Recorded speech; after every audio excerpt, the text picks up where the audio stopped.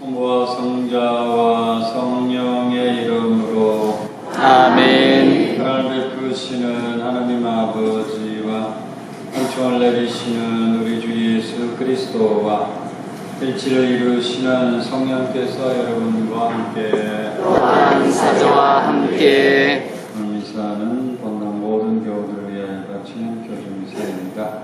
안녕하세요. 안녕하십니까. 반갑습니다. 입사하고 인사합시다. 반갑습니다.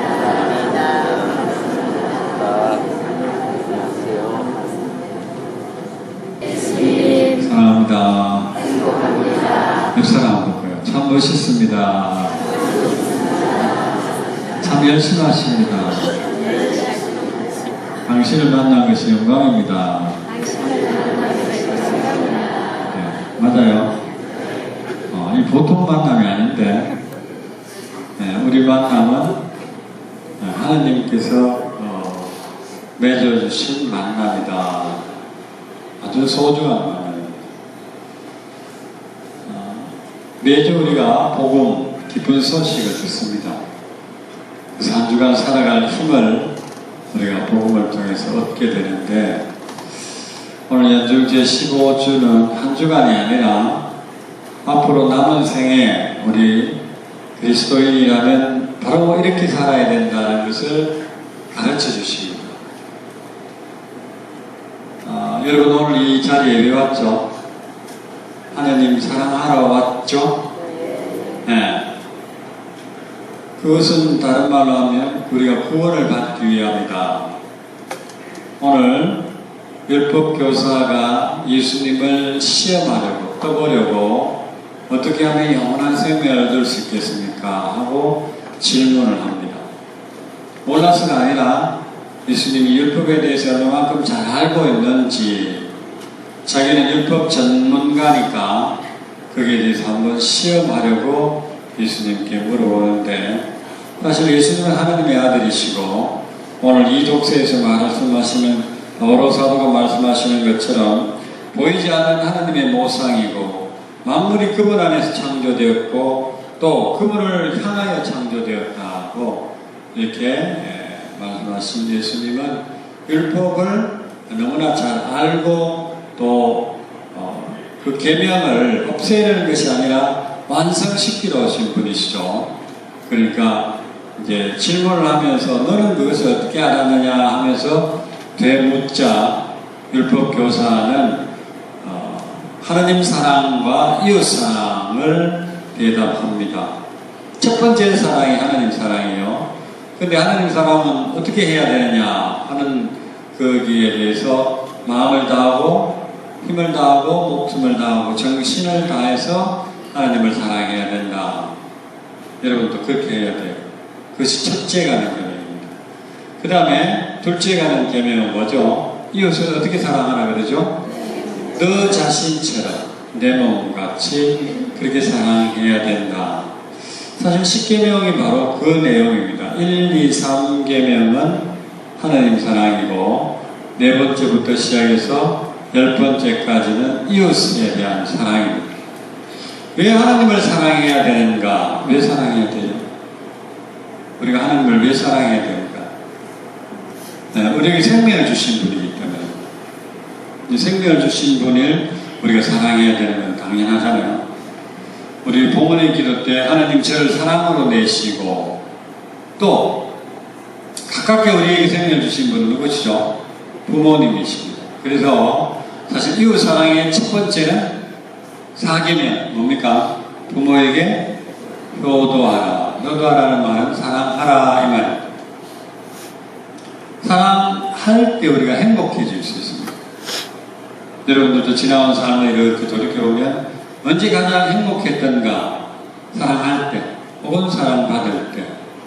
그래서 사랑하라는 것은 그것을 통해서 너희들이 행복해질 수 있단다. 그 계명입니다. 근데 이 율법교사는 이제 거기에 대한 문제는 이제 풀렸고, 그러면 이웃이 누구냐고 예수님께 다시 질문을 합니다. 이웃이 누구냐고.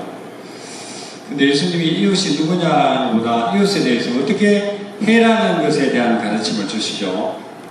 오늘 비유로 말씀하셨는데 사실 예루살렘에서 예리코로 가는 그 길에 강도들이 자주 출몰했다고 합니다. 그래서 예수님께서도 그 비유를 이렇게 설명하면서 어떤 사람이 강도들을 만나가지고 옷을 다 벗기고 또 내맞고 그래서 맞아서 초죽음이 되었는데 정작 사제가 또 레위인이 보고는 길 반대쪽으로 가버렸다. 왜 그랬을까요? 왜 그랬을까요? 네, 귀찮았어요. 여러 가지로 힘든 상황. 만일 또 죽어버리면요, 시신을 손대었기 때문에 부정을 탑니다. 그러면 그것을 또 정결례식으로 해야 되기 때문에 여러 가지 귀찮아서 또 자신이 아니기 때문에 가족이 아니기 때문에 내 몸같이 살아가는 이 말씀에 자신이 아니기 때문에 그래서 반대쪽으로 지나가 버립니다. 근데 정작 사마리아 사람 유대인들과는 원수지간으로 여길 만큼 사마리아 사람인 어느 한 여행하는 사람이 가까이 다가가는데 이 사람의 마음은 어떤 마음이었어요? 오늘 복음에서는 뭐라고 말합니까? 가엾은 마음이 들었다. 측은지심이 들었다는 거예요. 마치 자기 가족이 그렇게 당한 것처럼 그런 마음이 들었다는 겁니다. 그래서 이제 어떻게 했죠? 가서 기름을 붓고 또 포도주를 씻기고 또 자기 노새에 태워서 어디로? 여관으로 데리고 와서 그 여관방 값을 지불하고 밤새도록 간호를 합니다. 그리고 그 다음 날은 자기가 갈 길을 가야 되고 이 친구는 어느 정도 이제 회복했기 때문에 그러면서 2데나리오, 1데나리오는 노동자들의 하루 일당입니다. 만일 5만 원이라면 10만 원을 건네줍니다. 건네주고 이 사람 좀 돌봐주면 좋겠다. 거기도 부족하고 그것도 모자라서 갔다가 혹시 돈이 더 들면 갔다가 와서 내가 갚아주겠다. 예수까지 확실하게 그렇게 합니다. 네. 그러면 이 세 사람 중에 누가 이웃이냐고 얘기를 합니다. 누구죠? 네, 사마리아 사람인데 그냥 사마리아 사람이 아니고요. 착한 사마리아 사람. 네. 자, 그러면 오늘 이 비유는요, 또 다르게 해석하면 이렇게 얘기할 수 있습니다. 여러분, 강도들이 누굴까요? 여기서 오늘 비유에서 나오는 강도들. 그리고 그렇게 강도에게 왜 맞아 다 죽어가는 초죽음을 당한 사람이 또 누굴까요? 이거 우리 잘 알아들어야 돼요. 강도들은 악마들입니다. 사탄들입니다. 그리고 그렇게 강도에게 당한 사람이 누구라고요? 오늘날 현대인들입니다. 영적으로 완전히 악마들한테 초죽음을 당합니다.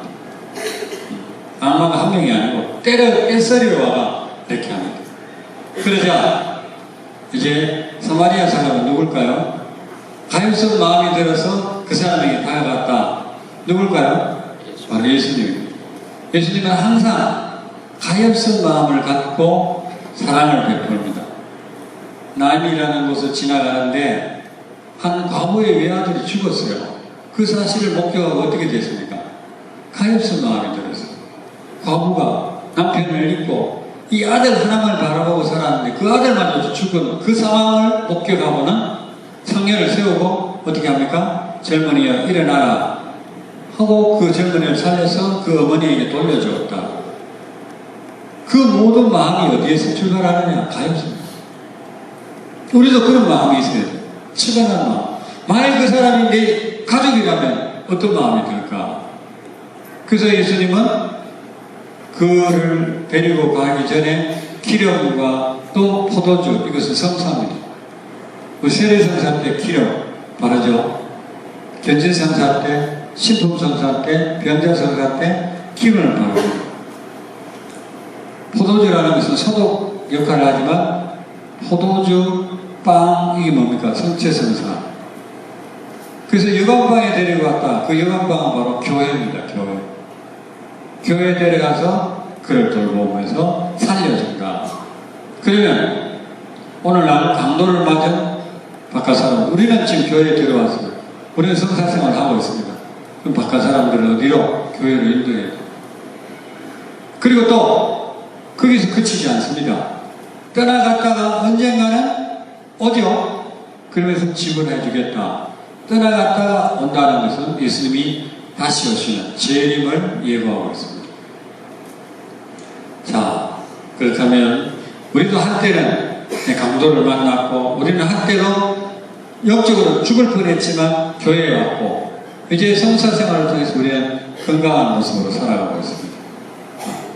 그래서 우리도 이제 그런 사람들, 강도를 만나서 힘들어하는 사람들을 찾아 나서야 되고 교회를 이끌어가야 돼요. 그것이 우리가 해야 할 역할이다. 그런 이웃들이 우리 주변에 많이 있다. 우리의 도움을 필요로 하는 이웃들이 분명히 있다. 그래서 우리의 태도는 가엾은 마음을 좀 가져야 되겠다. 가엾은 마음. 출발이 그겁니다.